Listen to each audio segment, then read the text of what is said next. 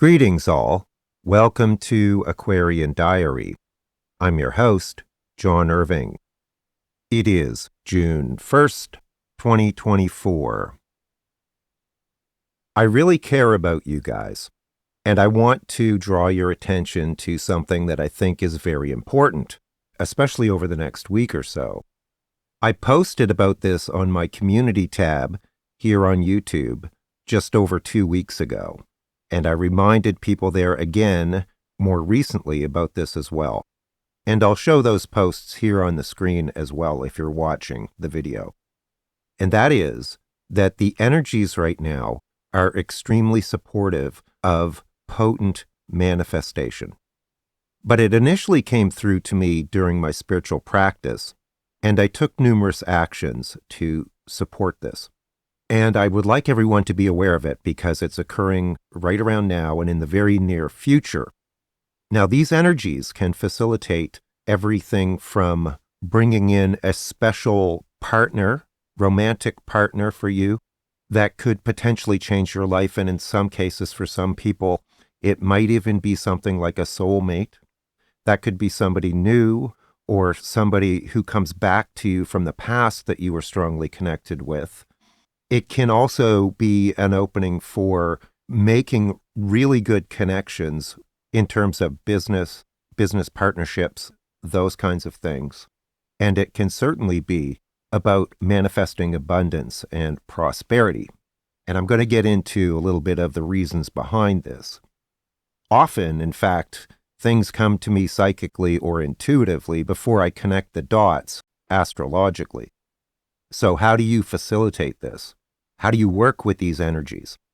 I encourage everyone to listen to the episode that I just published yesterday on May 31st, titled Angst and Illumination. And in that episode, I talked about how it's important to be focused on the positive, to keep our vibration high. And that is important because these energies of manifestation are so powerful that insofar as it's possible, we want to manifest the positive. So what comes in goes out. Like, for example, recently, I have found negative things quite repulsive. I mean, more than usual. Now, I don't think that's going to be permanent, but I think it's just critically important right now because things will reflect in our three-dimensional experience. So that's number one. Keep yourself inspired and uplifted.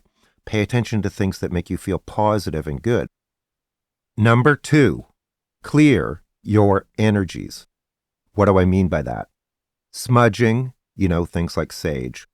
Cleaning yourself, showering, bathing, taking things like salt baths, smudge yourself, smudge your jewelry, open your doors on a nice sunny day, clear out the energy, clear your crystals, clear the things around you, clear your mind, let go of things from the past.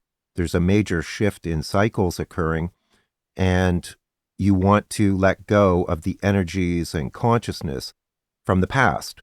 Like even if you've been going through a really rough period, and some of us have, please have the capacity to believe in miracles, because they could potentially happen now. Like, for example, if you met somebody who turns out to be like a soulmate for you, that's a miracle. And I'm sure many people would love to experience that. But sometimes a lot of things need to end or complete, and that means they need to be removed from our life to create space and opportunity for these new things to come in. So a lot of us have been experiencing a lot of detachment and release and endings in our lives to make space for this new stuff to come in. And as I talked about in yesterday's episode, that can be quite painful because we can be attached to things. Even if they're negative, we get habituated to them. So release, clear, clear, clear. Number three, be clear about what you desire. I wrote this in my posts. Again, check the screen. Be very clear about what it is you want. Imagine you're talking to God and God says, "What do you want?" Do you have an answer? What do you want to experience? What kind of life do you want to have? Be very clear and simple. Happiness, love, joy, bliss, enlightenment, satisfaction, peace, harmony, good friends, happy family, work that inspires you and that motivates you and that makes a difference in the world peace, a healthy environment, whatever it is. I find personally that writing things down gives them power, but certainly speaking them out loud. For example, do your spiritual practice, pray, speak to the Creator, even if you have reservations or doubts. Express what kind of life you want to have.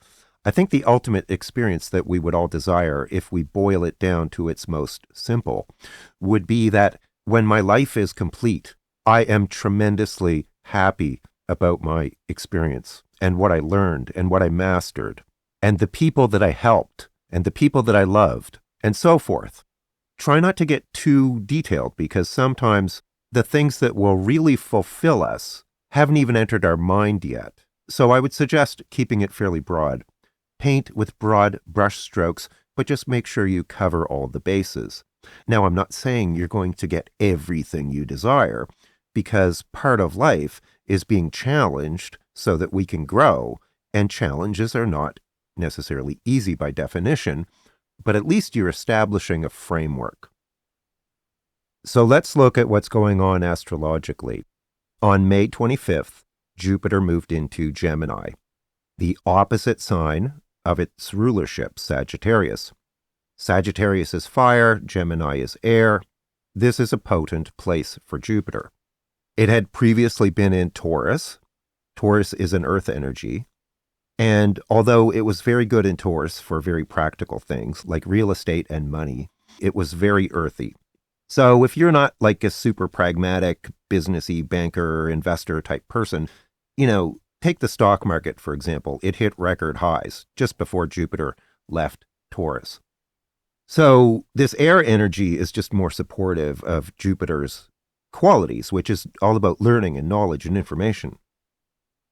On June 2nd, that's tomorrow night, Jupiter is forming a trine with Pluto in Aquarius. Trine between Jupiter and Pluto is phenomenally powerful for prosperity and abundance. Come on, it's like Jupiter is all the good stuff, if not too much of it, and Pluto is about power. So we have a trine between air signs of Jupiter and Pluto. That's huge. But there's one more thing that is especially potent, which is that on June 6th, there is a new moon at 16 degrees and 18 minutes of Gemini. And at that very time, Venus is almost exactly conjunct that new moon. This is new beginnings in the opposite sign of Jupiter, conjunct Venus. Venus represents nice, pleasurable things, including love and money. So it's like a new beginning that brings in that beautiful energy of Venus. And at that time, Jupiter is still within about a degree of trining Pluto in Aquarius. And we've got Jupiter, Mercury, the Sun, the Moon, Venus, all in Gemini at that point in time. And as well, this new moon is also making positive aspects to the transiting nodes. Sextiling the north node, trining the south node.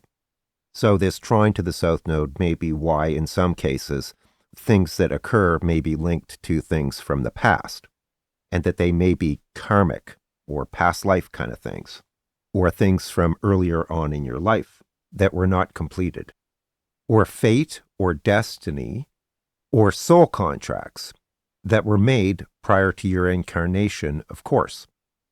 Now, there is a square between this new moon and Saturn in Pisces, within about 2.5 degrees. I think that square to Saturn is basically saying, what is meant to be will be, and what isn't won't. So if you're pushing something uphill, you're probably advised to quit or give it up or let go, whatever that is or whatever that represents for you, because Saturn will block it. Saturn is very karmic. So letting go of what no longer serves you or isn't working for you is an important part of this process. Contrary to what a lot of people think, Saturn wants what is in your highest good, whether you realize it or not. But it's a tough love energy. Sagittarius and Sag rising in particular right now, significant relationships have a lot of potential to occur. Jupiter will be in Gemini for a year, and Jupiter's cycle is every 12 years. 1 year per sign or house. If what I've been saying here about the astrology sounds like gobbledygook to you, you can book a reading with me and I can fill you in on what house this is occurring in, what aspects it's making, and so forth, because that will have a lot of bearing on how this plays out and in what areas of life. But I'm going here on my intuition and the guidance I've been receiving for over 2 weeks now, and I would like people to consider what I'm suggesting. Take advantage of this. I'm not promising miracles, but the things I've been talking about have been on my mind almost every day now for over 2 weeks. So I really felt like I should share this with you because it could be very important. So be open, be clear, be optimistic, be positive. Focus on your highest goals and aspirations.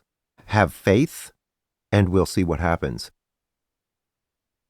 For more detail, check the episode description for other episodes or articles that are related or that I mentioned.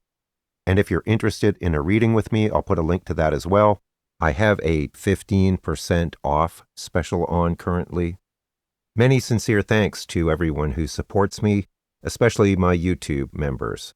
Thank you very much. Take care, all the best, and I'll talk to you again soon. Bye for now.